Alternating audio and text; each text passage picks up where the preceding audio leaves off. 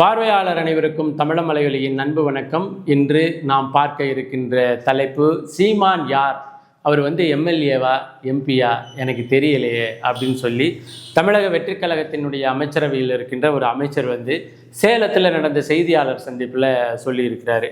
உண்மையிலே இங்கே இந்த தமிழ்நாட்டில் அரசியல் எவ்வளவு பெரிய கேலி கூத்தாக மாறி இருக்கு அப்படின்னு சொல்லி நீங்கள் தெரிஞ்சுக்கணும்னா, இன்றைய தினத்தில் ஒவ்வொரு திரையரங்குகள்லையும் முகாமிட்டு இருக்கின்ற அமைச்சர்களை வைத்தே நீங்கள் தமிழக அரசியல் எவ்வளவு கேலி கூத்தாக மாறி இருக்கு, எந்த அளவுக்கு தரங்கட்டு போயிடுச்சு அப்படிங்கிறத நீங்கள் தெரிஞ்சுக்கலாம். திருச்சியில் ஒரு திரையரங்குல தமிழகத்தினுடைய முதல்வராக, அதாவது அவர் நடிகர் தான், ஆனால் இப்போ அவர் இருக்கிறது முதல்வர் என்ற பொறுப்பில் இருக்கிறாரு. அதை கூட கருத்தில் கொள்ளாமல் அவருடைய படத்திற்கு ரத்தாபிஷேகம் பண்ணியிருக்கிறாங்க. ரத்தத்தை பீச்சு, ஒரு கோழியை அறுத்து அந்த கோழியிலிருந்து பீரிட்டு வருகின்ற ரத்தத்தை தளபதியினுடைய மூஞ்சில காமிச்சு ரத்த அபிஷேகம் பண்ணியிருக்கிறாங்க. ரத்தம் குடிக்கிறாரு, அதாவது தமிழக முதல்வர் ரத்தம் குடிக்கிறாரு. எங்கே? திருச்சி தேட்டரில் ரத்தம் குடிக்கின்றார். இது ஒன்று இருக்குது. அடுத்து ஏப்பா 41 பேர் ரத்தமாக அங்கே குடிக்கப்பட்டதே அப்படின்னு சொல்லி எல்லாம் கேட்குறதுக்கு பேசுகிறதுக்கு ஒரு வாய் இல்லை. அதன் பிறகு ஒரு அமைச்சர் புதுக்கோட்டையில் இது லாஸ்ட் டான்ஸ்ன்னு சொல்லி, இப்போ நம்மலாம் ஃபுட்பால் கேமில் பார்த்தீங்கன்னா ஃபீபா வேர்ல்டு கப்பில் கடைசியில் லெஜண்ட் அந்த கிரவுண்டை விட்டு போகும்போது அழுகிற மாதிரி இங்கே என்னென்ன தேட்டருக்குள்ளே அழுகுறாங்க. என்னடான்னா, அவரு பர்வேஸ்னு ஒரு அமைச்சர்னு நினைக்கிறேன், அவரும் ஒரு அமைச்சர் தான் நினைக்கிறேன், எல்லாருமே அமைச்சர் ஆகிட்டாங்க. அந்த அமைச்சர் தேம்பி தேம்பி தேம்பி அழுகிறாரு. என்ன படத்தில் கதாநாயகன் செத்து போகிற மாதிரி சீன் இருக்கா, அல்லது கதாநாயகன் 10 பேரை கொல்ற மாதிரி சீன் இருக்கா, என்ன சீனுக்கு அழுகாருன்னு தெரியல. ஆனால் தேம்பி தேம்பி அழுகிற காட்சிகள் படமாக்கப்பட்டு ரீல்ஸாக ஓடிக்கிட்டு இருக்கு. இங்கிட்டு அங்கே மிகப்பெரிய அருண்ராஜ்னு நினைக்கிறேன், அவர் மெத்த படித்தவர்னெல்லாம் சொல்லிட்டாங்க. அங்கே ரோகிணி தேட்டர் வாசலில் நின்றுக்கிட்டு ஒரு பெரும்பாலான எதிர்பார்ப்புன்னு சொல்ல முடியாதுங்க, இந்த படத்துக்கு உலகளாவிய எதிர்பார்ப்பு இருந்துச்சு அப்படின்னு அவர் பேசிகிட்டு இருக்கிறாரு. மொத்தத்தில் இன்னைக்கு தமிழக சட்டப்பேரவையில், தமிழக சட்டமன்றத்தில் வெறிச்சோடி காணப்பட்டது. காரணம் என்னவென்றால், அனைத்து அமைச்சர்களும் அவரவர் இருக்கின்ற இடத்துல தியேட்டரில் போய் ஜனநாயகன் படத்தை கொண்டாடிக்கிட்டு இருக்கிறாங்க. இன்னொரு பக்கத்து பார்த்தீங்கன்னா, டெல்லியில் நீட் தேர்விற்காக ஜனநாயகத்தை காப்பாற்றும் முயற்சியில் மாணவர்கள் இயங்கி கொண்டிருக்கிறாங்க, இறங்கி போராடிக்கிட்டு இருக்காங்க. இந்த ரெண்டுக்கும் இடையில தான் தலைவர், தமிழக வெற்றிக் கழகத்தினுடைய அமைச்சர் பாலாஜி அவர்கள் சீமான்கிறவர் யாருன்னு எங்களுக்கு தெரியாது, யார் அப்படின்னு சொல்லியிருக்காரு. உண்மையில் ஒரு நிரம்பிய கவிதை புத்தகத்தை படித்து தெரிந்து கொள்வதற்கு ஒரு அனுபவம் தேவைப்படுவது போல, ஒரு வரலாற்றை படித்து அதனுடைய மூலத்தோடு தெரிந்து கொள்வதற்கு வரலாறு குறித்து அறிவு தேவைப்படுவது போல, அதே போல் ஒரு தத்துவம் செறிந்த ஒரு புத்தகத்தை படித்து தெரிந்து கொள்வதற்கு குறைந்தபட்ச தத்துவ புரிதல் தேவைப்படுவது போல, சீமான் என்கின்ற ஒரு மனிதனை இந்த மண்ணில் புரிந்து கொள்வதற்கும் தெரிந்து கொள்வதற்கும் அடையாளப்படுத்திக் கொள்வதற்கும் ஒரு தகுதி தேவைப்படுகிறது. அந்த தகுதி தேவைப்படுகிறவர்களுக்கு சீமான் யார் என்று தெரியும், தகுதியற்றவர்களுக்கு சீமான் யாருன்னே தெரியாது. அதிலெல்லாம் எந்தவித மாற்றுக்கட்டும் இல்லை. தமிழக வெற்றிக் கழகத்தில் இருக்கின்ற ஒருத்தருக்கு சீமான் யார், அவர் எந்த கொள்கையை கோட்பாடை முன்னிறுத்தி அவர் இந்த களத்தில் இருக்கிறாரு, கிட்டத்தட்ட 16 வருடம் அந்த மனிதன் இந்த களத்தில் உழைத்த உழைப்பினுடைய நோக்கம் என்ன என்று தெரிந்தவர்கள் என்றால், அவன் தமிழக வெற்றிக் கழகத்துக்கு போக போகிறதில்ல, அந்த தமிழக வெற்றிக் கழகத்தில் அமைச்சராக இருக்க போகிறதில்லை. அதை பற்றி சீமான் அவர்கள் குறித்தும், அவருடைய உழைப்பு குறித்தும், அவருடைய நோக்கம் குறித்தும், அவருடைய கொள்கை குறித்தும், அவர் இந்த களத்தில் சிந்திய அந்த உழைப்பு குறித்தும் தெரியாதவர்கள் மட்டுமே இது மாதிரி நடிகன் பின்னாடி போயிருப்பாங்க. அதனால யாருக்கு அமைச்சர் பாலாஜி அவர்களுக்கு சீமான் அவர்கள் யார் என்று தெரியல அப்படின்னு சொன்னதில் நமக்கு எந்த வியப்பேதும் இல்லை. ஆனால் அவருக்கு சொல்ல வேண்டிய பொறுப்பும் கடமையும் நமக்கு இருக்குது. சீமானை பற்றி தெரிந்து கொள்வதற்கு நீங்கள் எங்கெங்கெல்லாம் போய் என்னென்ன தெரிந்து கொள்ள வேண்டும் என்று, நீங்கள் என்னென்ன தகுதியோடு இருக்கணும் அப்படிங்கிறத சொல்ல வேண்டிய பொறுப்பும் கடமையும் நமக்கு இருக்குது. உண்மையில் அண்ணன் சீமான் அவர்கள் குறித்து தெரிந்து கொள்ள வேண்டும் என்றால், ஈழம் என்பது என்ன என்பது குறித்து தெரிந்து கொள்ள வேண்டும். ஈழத்தில் தமிழர்களுக்கு நடந்த கொடுந்துயரம் என்ன அப்படிங்கிறத பற்றி தெரிந்து கொள்ள வேண்டும். மேதகு தலைவர் குறித்து தெரிந்து கொள்ள வேண்டும். அவருடைய விடுதலை போராட்டத்தினுடைய மகத்துவம் குறித்து தெரிந்து கொள்ள வேண்டும். அந்த மகத்துவத்திற்கு தமிழகத்திலிருந்து எத்தகைய இசைவு கடந்த காலத்தில் கிடைத்தது என்று தெரிந்து கொள்ள வேண்டும். இது எல்லாம் தெரிந்த பிறகு போர் சூழலில் வந்து அண்ணன் சீமான் அவர்கள் எதற்காக தலைவர் அவர்களால் அழைக்கப்பட்டார், அழைத்து அங்கே என்ன உரையாடல் நிகழ்த்தப்பட்டது அப்படின்னு தெரிந்திருக்கணும். இதெல்லாம் தெரிஞ்சிருந்தால் தான் அண்ணன் சீமான் அவர்கள் யார் என்று தெரிந்து கொள்வதற்கு வாய்ப்பு அமைஞ்சிருக்கும். சரி, அந்த பாட்டு கூட இல்லை, அந்த பாட்டில் நம்மளுக்கு ஈழம் குறித்தான எந்த சிந்தனையும் இல்லை, அதனால வந்து அவரை தெரியாமல் விட்டுடலாம்னா, அடுத்து நீங்கள் தெரிந்து கொள்ள வேண்டும் என்றால் 2009 காலகட்டத்தில் தமிழ்நாட்டில் எழுந்து வந்த தமிழ் தேசிய அரசியல் சிந்தனை குறித்து தெரிந்து கொள்ள வேண்டும். அந்த சிந்தனையை காயடிப்பதற்காக திராவிட முன்னேற்ற கழகம் செய்த அந்த கோல்மால் ஏற்பாடுகள் குறித்து தெரிந்து கொள்ள வேண்டும். இந்த கோல்மால் ஏற்பாடுகளிலிருந்து தமிழ் தேசிய சித்தாந்தத்தை கருத்தரங்குகளிலும் கவியரங்குகளிலும் கட்டுப்பட்டு கிடந்த தமிழ் தேசிய சித்தாந்தத்தை அரசியல் பெருஞ்சொல்லாக மாற்றிய அந்த உழைப்பு குறித்து தெரிந்து கொள்ள வேண்டும் என்ற ஆர்வம் இருந்தால் அண்ணன் சீமான் அவர்கள் யார் என்று தெரிந்து கொள்வதற்கு வாய்ப்பாக இருக்கும்.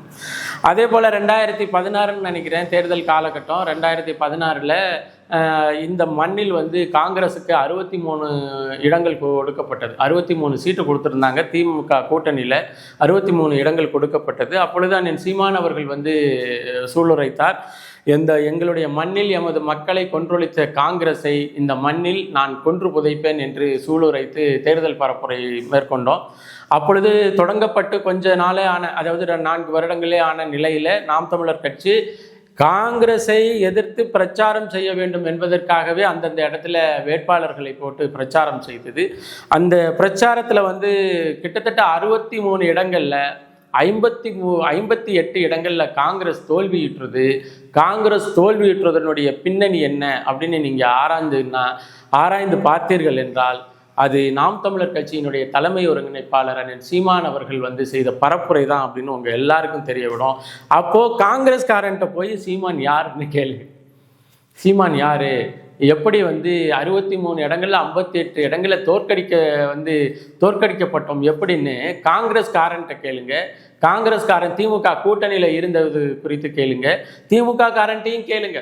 2011 காலகட்டத்தில் 2011 காலகட்டத்தில் எப்படி வந்து திமுக இந்த மண்ணில் வீழ்த்தப்பட்டது, அடுத்து திமுக வீழ்த்தப்பட்டது 2009 பிறகு 2011 வீழ்த்தப்பட்டு 2016 வீழ்த்தப்பட்டு எப்படி கிட்டத்தட்ட 10 ஆண்டு காலம் கலைஞர் கருணாநிதி அவர்கள் எந்த பதவி சுகத்திற்காக ஈழத்தில் இனப்படுகொலை நடப்பதற்கு துணையாக நின்றாரோ அந்த பதவியை அந்த மனிதருக்கு இறக்குமறை கொடுக்காமல் பார்த்து கொண்டது நாம் தமிழர் கட்சி தான் என்று நீங்கள் சீமான் குறித்து தெரிந்து கொள்ள வேண்டும், நாம் தமிழர் கட்சி குறித்து தெரிந்து கொள்ள வேண்டும் என்றால் தயவு செய்து கலைஞரினுடைய சமாதிக்கு போய் கலைஞர் கருணாநிதி பக்கத்தில் அந்த சமாதிக்கு பக்கத்தில் உட்காந்து நீங்கள் சாகும்போது முதல்வராக இருந்து தான் சாகணுன்ற ஒரு கனவு எப்படி வீணா போனது என்று கலைஞர் கருணாநிதிகிட்ட கேளுங்க. கலைஞர் கருணாநிதியினுடைய புலம்பல் நாம் தமிழர் கட்சியினுடைய தலைமை ஒருங்கிணைப்பாளர் யார் என்று நீங்கள் கேட்குறீங்க இல்லையா, உங்களுக்கு சொல்லும். அதே போல் சட்டசபையில் வந்து எல்லாருடைய பேரும் வந்து ஒழிக்க மறந்து போய் கடத்தப்பட்ட சூழலில் இந்த அஇஅதிமுகவினுடைய தலைமை அமைச்சராக இருந்த ஜெயலலிதா அவர்கள் வந்து சீமான் குறித்து விமர்சனம் வைத்தார் எங்கே சட்டசபையில்.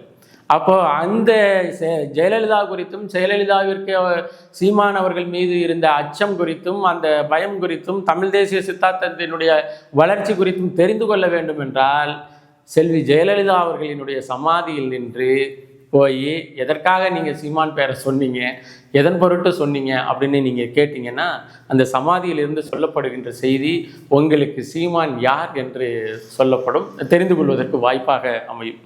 அதே போல் 2021 10 காலம் கழித்து திமுக ஆட்சி அதிகாரத்திற்கு வருகிறது. திமுக ஆட்சி அதிகாரத்திற்கு வந்த உடனேயே I M belongs to the Dravidian stock என்று பேசியது, திராவிட மாடல் அரசு என்று போர்பறை செய்து கொண்டது, எல்லாமே செய்து கொண்டது.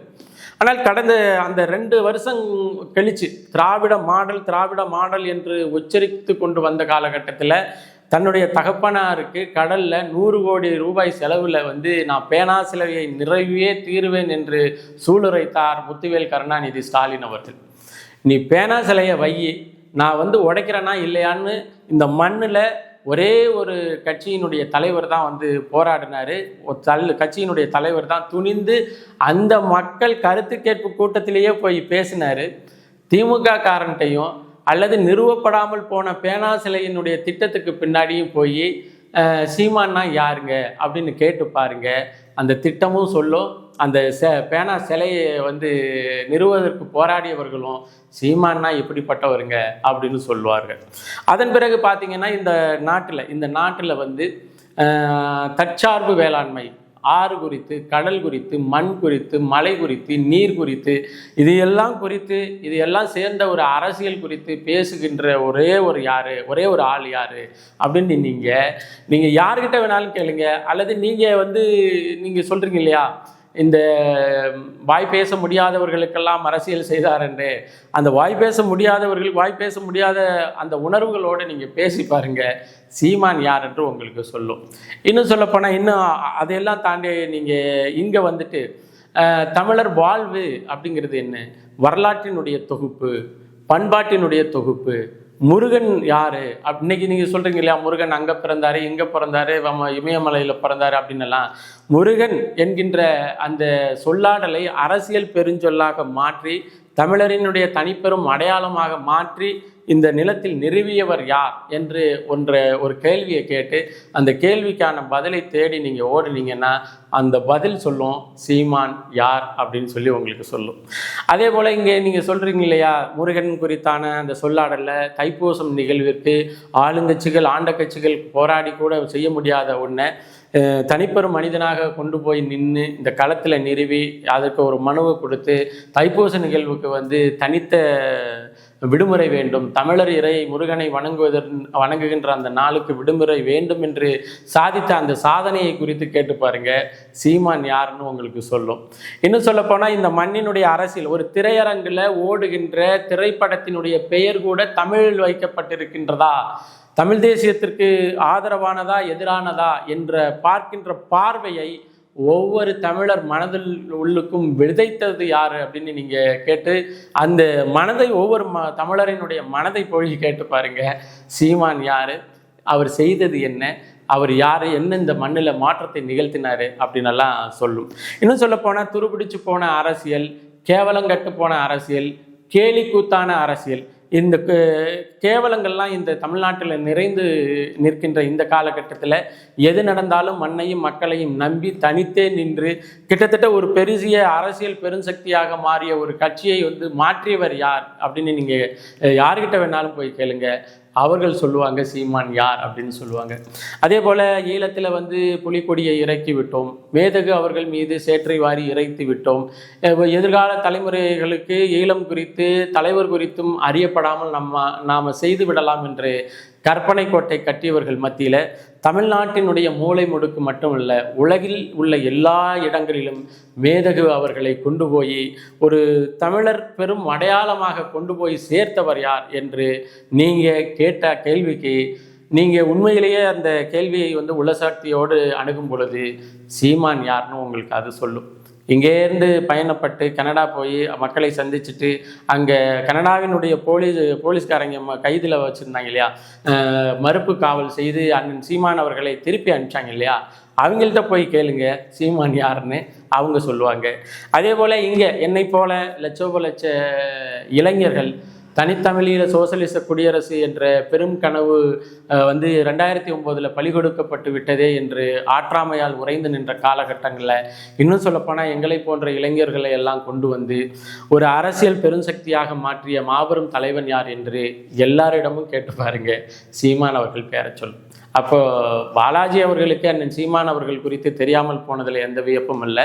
ஆனால் இந்த மண்ணின் மக்களினுடைய அடிப்படை, இந்த மண்ணின் மக்களினுடைய சுயநிர்ணய உரிமை, இந்த மண்ணின் மக்களினுடைய தேசியவாத சிந்தனை, இந்த மண்ணின் மக்களினுடைய எல்லாமுமான செழிப்பான வாழ்வு குறித்து எல்லாம் எது குறித்தும் கவலைப்படாமல், இந்த மண்ணின் மக்கள் வந்து நமக்கு ஓட்டு போடுறாங்க போடலை அதெல்லாம் பிரச்சனை இல்லை, இந்த மண்ணின் மக்களினுடைய உரிமைக்காக போராட வேண்டும் என்று கங்கணம் கட்டிக்கொண்டு கடந்த 16 வருடமாக இந்த களத்தில் நிற்கின்ற ஒரே ஒரு அரசியல்வாதி என்று நீங்கள் யாரிடம் கேட்டாலும் உளசான்றோடு நெஞ்சில் நேர்மையோடு ஒத்துக்கொள்கிறவர்கள் சொல்லுகின்ற ஒரே ஒரு பேர் தான் செந்தமிழன் சீமான் அவர்கள். அதே போல் தமிழக வெற்றிக்கழக அமைச்சர் கூட தன்னுடைய முதலமைச்சர்கிட்ட போய் கேட்டு பாருங்க, செந்தமிழன் சீமான் யாருன்னு. உங்களுக்கு முதலமைச்சராக இருக்கார் இல்லையா ஒருத்தர், தலைமை தற்குறி, அவர்கிட்ட போய் கேட்டு பாருங்க, அண்ணன் சீமான் அவர்கள் யாருன்னு சொல்லுவார். ஏன்னா பதவியேற்ற பிறகு சந்தித்த நபர்களில் அண்ணன் சீமான் அவர்கள் 2ஆம் இடத்தில் இருந்தார்னு இந்த அமைச்சருக்கு தெரியுமா தெரியாதான்னு நமக்கு தெரியல. உண்மையில் நமக்கு வந்து பெரிய வருத்தம் என்னன்னா, இது போல கேள்வி கேட்ட அமைச்சர் மீது அல்ல. ஆனால் இது போல கேள்வி கேட்ட அமைச்சரை எல்லாம் தெரிவு செய்து எம்எல்ஏவாக்கி அவங்களெல்லாம் அமைச்சரவை பட்டியலில் கொண்டு போய் உட்கார வைத்தீங்க இல்லையா? இது எவ்வளோ பெரிய கேள்வி கூத்து. இன்னைக்கு ஜனநாயகன் படத்திற்கு அங்கங்கே நடக்கின்ற அந்த அந்த சொல்றது அந்த கொண்டாட்டங்களை எல்லாம் பார்க்கும் பொழுது உண்மையிலேயே அருவருக்கப்பட்ட ஒரு நிலையில நாம் இந்த சமூகத்தை பார்க்க வேண்டியது இருக்கு. தமிழ் சமுதாயம் இனி உருப்படுவதற்கு வாய்ப்பே இல்லை என்ற நிலையில தான் இவர்கள் இப்படி நடக்கிறாங்களோ அப்படிங்கிற வருத்தம் நமக்கு இருக்கு. எது நடந்தாலும் இந்த மண்ணின் மக்களினுடைய விடுதலைக்காக நாம் போராட வேண்டும் என்று களத்தில் வந்து நின்று விட்டோம் என்பதன் அடிப்படையில் தான் தொடர்ச்சியாக நாம் போராடி கொண்டிருக்கிறோம். இந்த போராட்டங்களுக்கு இடையில வந்து போராளிகளுக்கு சீமான் குறித்து தெரியவில்லை என்றால் நமக்கு வருத்தம், கோமாளிகளுக்கு அண்ணன் சீமான் குறித்து தெரியவில்லை என்றால் நமக்கு எந்த வருத்தமும் இல்லை. நாம் இன்னும் அதிகமாக வேகமாக போக வேண்டிய பயணம் இருக்கு என்பதை பதிவு செய்து மீண்டும் ஒரு காணொளி பதிவில் இணைவோம். நன்றி, வணக்கம்.